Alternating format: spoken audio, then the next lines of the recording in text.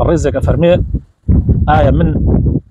دعائك في غمر بينيوا صلى الله عليه وسلم أري حديثك في غمر إخوان بينيوا كفي غمر إخوان صلى الله عليه وسلم فرمي أجر إنسان تشاوي كود بكسك مبتلى بكسك مثلا خوا ابتلائك بسرا دابه مثلا اندامي كم اندام به مثلا حالتك به غمر إخوان صلى الله عليه وسلم فرمي هر كسي أجر تشاوي كود بكسك مبتلى ووتي الحمد لله الذي عافاني مما ابتلاك به أجر كسك كاتي مبتلاك أبيني بالله سباز بو خوا يا ربي سباز بوتو بو اوي كمنت باراستو لو ابتلايا يعني او بلايات بس ادي منها نداوه الله هركسك امي بوت لكاتك شاي بو مبتلايا كوتو او بلايات شي امنا به يعني خوا اي باريزي لو بلايا اي ما توانين لمالوا كاتك لمالوا دانشتونو بير لا بون من التلفزيون ايام لا موبايلا شامان بمبتلايا كبه اي اتوانين همان دعاء بكين وهمان اجرو باداش مان دسك به بلى ولامي ايما لسروا او حديثاني كلو باروا هاتون هيتشيان نقيشتو تبلي صحيحي يعني تشي حديث هاتو لو باروا كفي غمري صلى الله عليه وسلم هيتشيان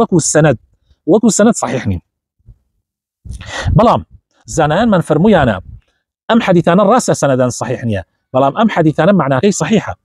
يعني بواتا ودي كاتواني انسان عملي بيبكا شكري خواي پروردگار كاتك كخواي تعالى بلايكي بسرتو انا داوا تو شكري خواي پروردگار لسركي بويا وتويانا دروسته انسان لكاتي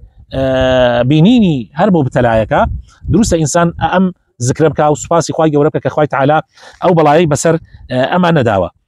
اما طبعا بسر اول كسرشه جيبجيه كليكا لتلفزيونا يعني لفيسبوكا يعني لشونكا مبتلايك بيني كسك بيني خواي تعالى توشي بلايكي كردوا ام شكري خواك على السريب وانا يعني ابيني لاخبارها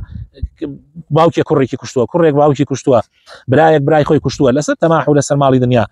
يعني خلكي كسيك توشي كشيكات وام شكري خوي تعالى كخوي تعالى او بلاي بس الامانه داوا والله ما يكون لا حظيه كيلي لكن انسان اجاي ليبي ناكري خو ام دعايا